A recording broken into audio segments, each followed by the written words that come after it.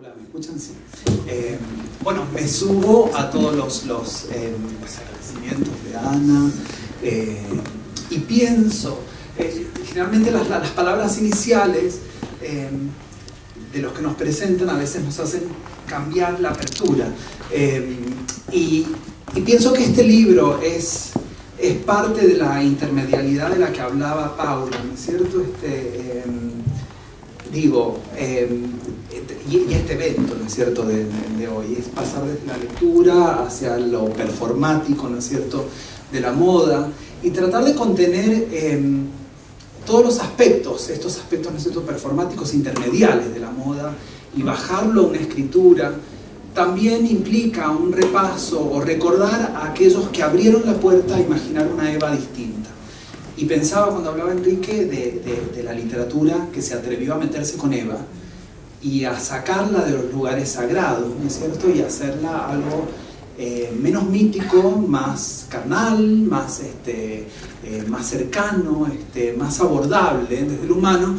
Y me parece que ese fue el ánimo, ¿no es cierto?, del libro siempre. Retirarla a Eva de este lugar, ¿no es cierto?, intocable, en donde solamente podíamos decir algunas cosas, en donde la crítica antiperonista y antibritista se ensañaba por su aspecto, por su apariencia, por el lujo, y la crítica afín, la crítica peronista, guardaba silencio sobre la moda porque era este terreno de lo frívolo, supuestamente, ¿no es cierto?, que reconocerlo sería como reconocer, ¿no es cierto?, la palabra del adversario, en cierto sentido.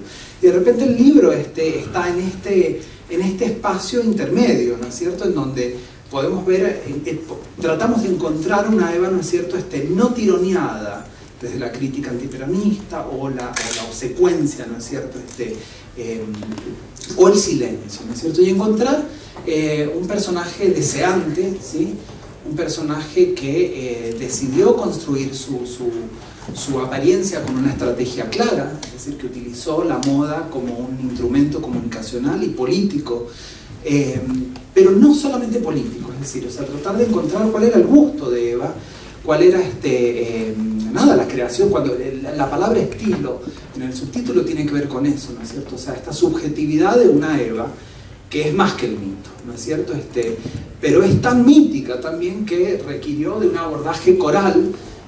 Son tantas las facetas, es muy difícil pensar a Eva, tratar de escribir algo nuevo. La construcción del conocimiento en relación con Eva siempre es helicoidal. Uno tiene que dar vueltas y pasar por el mismo lugar en otro nivel y agregar un poquito más, quitar un poco, discutir, ¿no es cierto?, lo que ya se dijo. Entonces no fue tarea fácil de hablar con la bibliografía anterior, ¿no es cierto?, y por eso acudí a colegas, amigos, gente querida, gente que no conocía mucho tampoco, pero sabía que podía escribir algo interesante, ¿no es cierto?, y tratar de velar un poco de estas capas, ¿no es cierto?, recuperar entonces estos aspectos de una Eva personaje, personalidad, pero que fue muy consciente todo el tiempo de la formación, ¿no es cierto?, de su estilo desde su pasado como modelo. Comienza como modelo primero, como actriz, después como actriz de radioteatro, y desde su cuerpo, desde su ropa, desde la performatividad de su voz. Algunas de esas cosas vamos a presenciar también en lo que va a presentar Pablo después. Ella fue artífice entonces de su imagen y de su presencia, consciente constantemente, ¿no es cierto?, en todos los momentos. Y cuando de su vida personal y de su vida política, que fue muy corta su vida política, ¿no es cierto?, del 46 al 52, y eso lo hace todavía un fenómeno más excepcional. Y cuando pensaba, bueno, ¿quién puede abarcar la gira europea de Eva?, ¿no es cierto?, que fue en 1947, y dije, bueno, mi querida Laura Zambrini puede dar cuenta de qué pasó en esa gira, y por ahí, nada, contanos un poco de... Bueno, me sumo a los agradecimientos, a los saludos, y también pensaba un fenómeno archiestudiado, y sin embargo podemos seguir diciendo algo nuevo, y creo que eso es algo que logra el libro. Y por otro lado, qué lindo hablar de Vita, ¿no?, acá en este espacio. También en lo personal me llena de emoción. Y hablar de la gira en Europa, aquí precisamente en Madrid, donde fue tan bien recibida. Bueno, la gira fue algo increíble y bastante poco estudiado. Bueno, fui invitada por el gobierno español, por cuestiones de política internacional y, digamos, también por cuestiones internas del gobierno peronista, se decide que ella encabece la gira. Y esto ya fue disruptivo de por sí, porque una mujer joven, sin experiencia en materia política, que encabece, ubiquémonos en el año 47, fue algo muy disruptivo y completamente inusitado. Eso le dio una visibilidad internacional como nunca, pero a la vez, además de ser mujer, una mujer de origen popular, ¿no? Que creo que eso va a ser, también va a marcar la diferencia, o sea, y le va a dar una potencia extra. Por supuesto que ahí un equipo muy grande de asesores se van a encargar de decir, bueno, ¿cómo va vestida? ¿Cómo va a ir vestida Eva, ¿no? Porque va a representar a la Argentina y va a ser cuestión de Estado su vestido, sus vestidos, ¿no? Y realmente dejó muy bien al país. Fue disruptiva también porque se superó a sí misma, ¿no? O sea, ella, toda esa experiencia previa que también tratás en tu capítulo, como artista, como trabajando en radioteatro, bueno, eso ella lo puede trasladar a, digamos, a luego poder hablar ante las masas. Entonces, bueno, en ese viaje iniciático también ella tiene el contacto con la posguerra de primera mano. Eso también va a ser muy importante porque también eso luego se va a traducir en un cambio en su estilismo y en la obra social que ella luego lleva a cabo en la Argentina. A mí me parece muy significativo el cambio en el peinado, ¿no? Ella, cuando llega a Italia y se encuentra en Italia en particular con un escenario digamos, que se veían los vestigios de la guerra, ella ahí adquiere el rodete, ¿no? El peinado del rodete, que va a ser ese sello icónico. Bueno, va a ser en ese contexto que va a abandonar los batidos o los peinados más ornamentados, y eso me parece también que es muy importante en relación a cómo su estilismo se transformó en una herramienta de comunicación política con una fuerza increíble. También aquí en Europa ella toma su primer contacto con los diseñadores de alta costura, ¿no?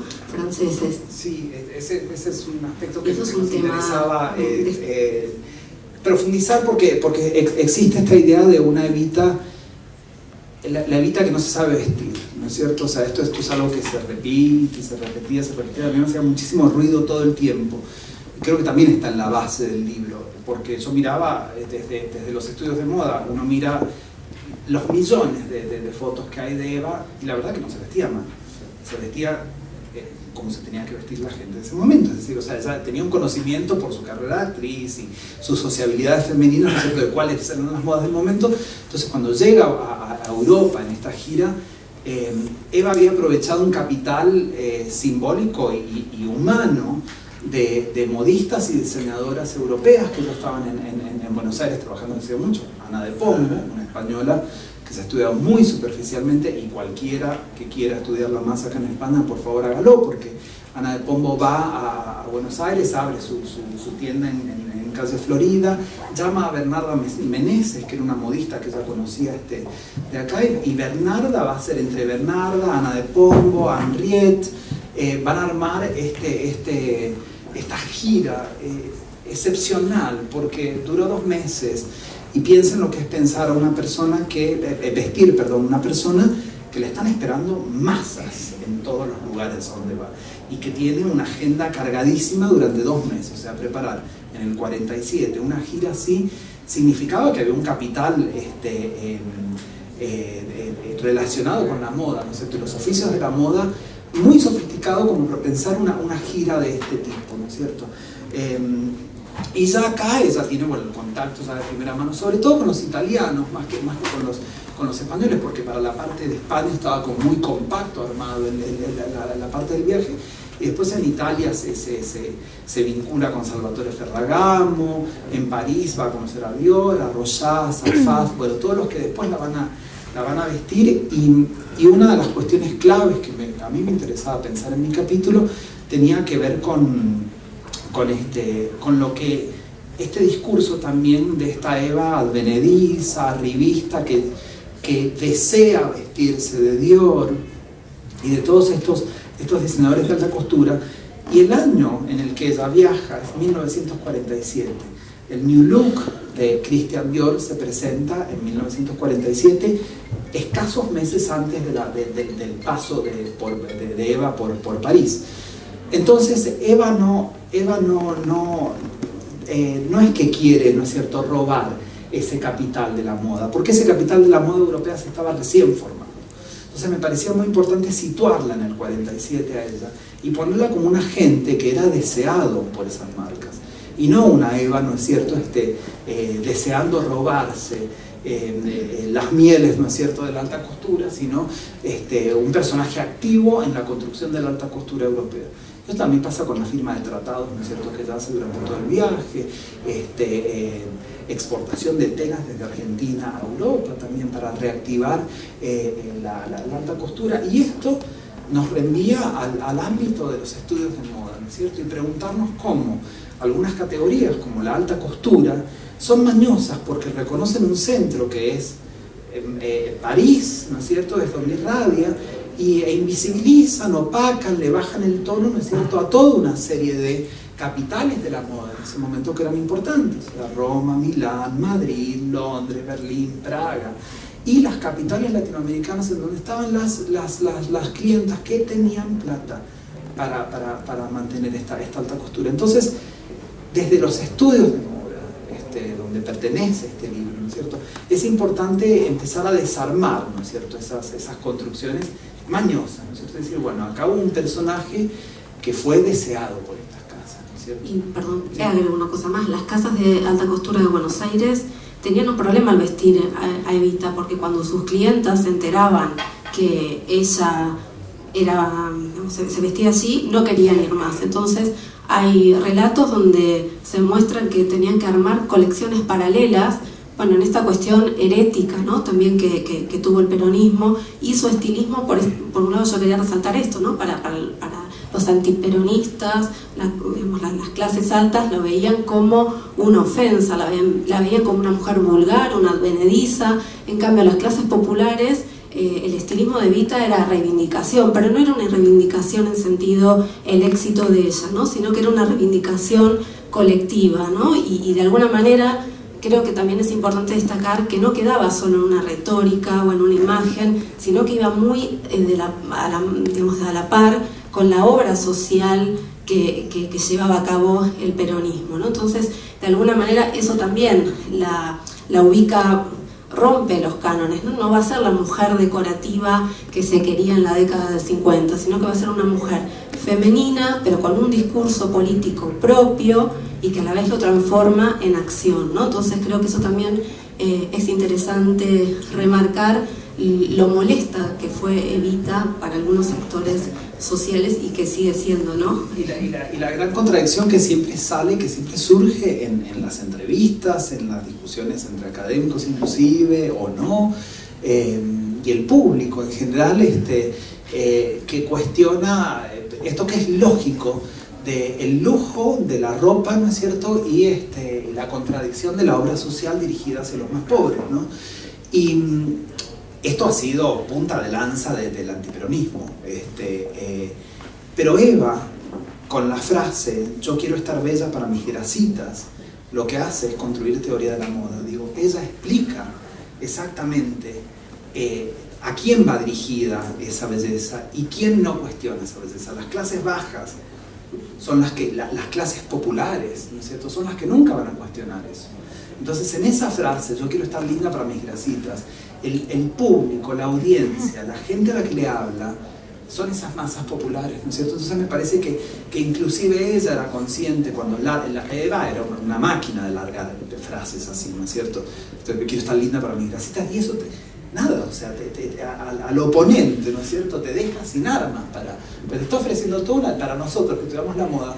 Eso es una teoría de la moda, ¿no es cierto? Y las formas de resistencia, ¿no? Claro. La alta costura en el cuerpo de ella adquiría otros sentidos, otros significados, y creo que sí, que básicamente era resistencia, ¿no? O sea, se metía con el poder. Y Eso también me parece como muy, sí, muy interesante para destacar. Sí, lo que persiste también en el imaginario colectivo son estos vestidos de gala, de Dior, ¿no es cierto?, de ella yendo a la ópera, al Colón, y yo pienso, ¿cuánto disfrutaba Eva de una ópera? A Eva seguramente la cargaba estar escuchando ópera, ¿no es cierto? Pero ella tenía que sentarse en ese palco, con ese Dior, para presentar batalla, ¿no es cierto?, en cierto sentido. O sea, había un espacio de visibilidad ahí público, una contienda, ¿no es cierto?, que establecer, que era importante. Entonces esta idea que vos decías, ¿no es cierto?, recién, Laura, de una alta costura pensada para una mujer que no tiene agencia, que no tiene pasiva, adorno, ella lo subvierte, ¿no es cierto? O sea, toda vez que Eva se viste es para salir a trabajar, inclusive para ir al Colón, ¿no es cierto? O sea, hay un espacio ahí de contienda simbólica que hay que conquistar. Entonces, cuando llegamos, ¿no es cierto?, cuando vemos esta dimensión que adquiere, es cuando empieza a operar esta idea del ícono, ¿no es cierto? Un ícono que trasciende entonces su personalidad y que hace trascender estas masas que vos decís, ¿no es cierto?, a través de su cuerpo y a través de sus ropas y al legado, ¿no es cierto?, de Eva también. Y el pivoteo, creo, entre ser Eva y ser Evita, ¿no? Creo, vestida con su traje sastre en la fundación, llevando adelante una obra social increíble, vestida de gala en el Colón, sin dejar de autodefinirse como una mujer de pueblo, ¿no? Creo que eso también es lo que le da esas múltiples lecturas. Sí, lo que irritaba, ¿no? Y recién estaba con una de las periodistas del País, hablábamos y me recordaba, ya que estamos en Madrid, hablemos, del tapado de piel que todo el mundo recuerda de la visita de Eva, ¿no es cierto?, en verano, que se pone un tapado de piel. Y siempre salen en las entrevistas eso, de por qué se puso ese tapado de piel y que qué ridícula y que todo ese ríos de tinta sobre esas fotos. Y no hay nada más constitutivo de la moda y de los íconos de moda que romper las reglas de la moda. Entonces, ¿qué hizo Eva? Si Eva se quería poner un loro en la cabeza, se lo ponía y sabía que estaba construyendo un lenguaje poderoso de ruptura, ¿no es cierto?, con el código de la moda. Todas las celebridades que conocemos que han hecho algo, que han roto el molde, ¿no es cierto?, lo han hecho con gestos que son propios del lenguaje de la moda. Entonces, de nuevo, los que vemos esas dinámicas, ¿no es cierto?, no nos resulta disruptivo. A mí el tapado en verano no me resultó disruptivo, porque también en la historia argentina tenemos personajes como Maradona, cuando Maradona salía con unos tapados de bisón gigantes, y es parte de, ¿no es cierto?, de la constitución también local también, y de la resignificación de estos códigos de la moda. Entonces me parece que ese ha sido uno de los ánimos del libro también, ¿no? Encontrar estos gestos del pasado que se resignifican en el presente, que siguen siendo activos. Creo que el guardarropas de Evita representó lo mejor de un momento maravilloso de la moda en Europa y en Latinoamérica. Las posibilidades en Latinoamérica de que existiese una personalidad como Eva que adaptase y readaptase estos estilos, ¿no? Y que los hiciese funcionar en un discurso político complejo como es el del peronismo, ¿no? O sea, no vamos a hablar de peronismo porque el peronismo es la complejidad misma y la contradicción misma. Entonces, si introducimos, ¿no es cierto?, en la dinámica del uso de la ropa de Eva con los significados del peronismo, podemos entenderla todavía mucho más, ¿no? Y no es un libro de moda, es un libro de historia, ¿no? Historia social.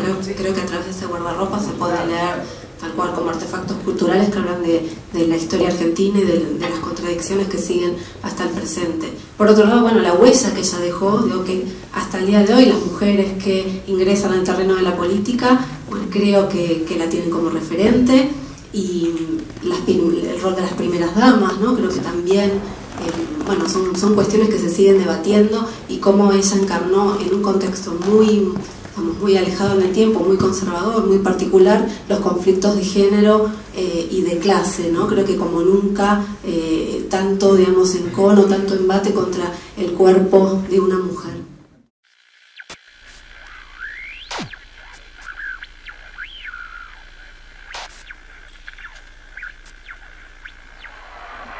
Mis queridos descansados, yo no valgo por lo que hice, yo no valgo por lo que he renunciado, yo no valgo por lo que soy ni por lo que tengo. Yo tengo una sola cosa que vale, la tengo en mi corazón, me quema en el alma, me duele en mi carne y arde en mis nervios. Es el amor por este pueblo.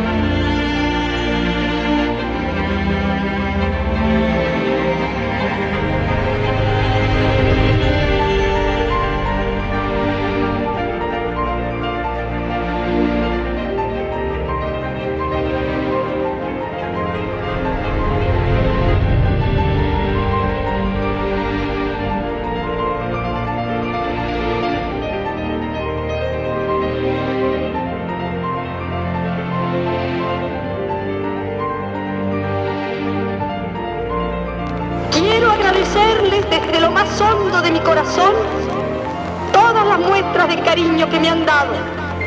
Yo les dejo mi corazón, me deberé siempre a ustedes.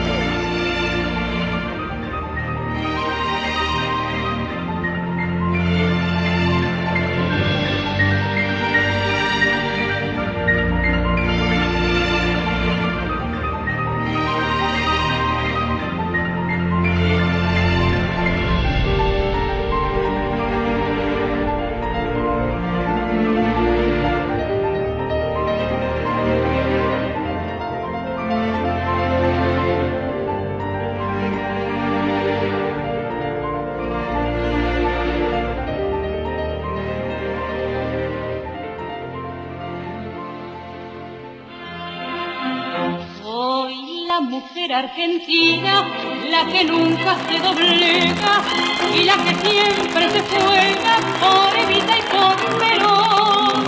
Yo soy la descamisada, a la que al fin se le escucha, la que trabaja y que lucha para el bien de la nación, la que mañana en las urnas hará valer sus ideales para que sigan triunfales las obras del general. Yo soy la descamisada, surgida del peronismo, que ostenta el justicialismo como emblema nacional. Soy la mujer argentina del 17 de octubre, la que de orgullo se cubre porque es grande mi nación. Yo soy la descamisada, que si es necesario un día, hasta la vida daría por Evita y por Perón. La que mañana en las urnas hará valer sus ideales para que sigan triunfales las obras del general. Yo soy la descamisada, surgida del peronismo, que ostenta el justicialismo como emblema nacional.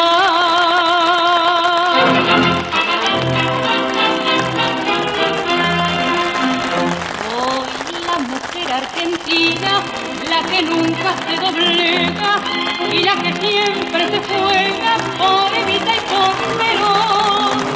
Yo soy la descamisada, a la que al fin se le escucha, la que trabaja y que lucha para el bien de la nación.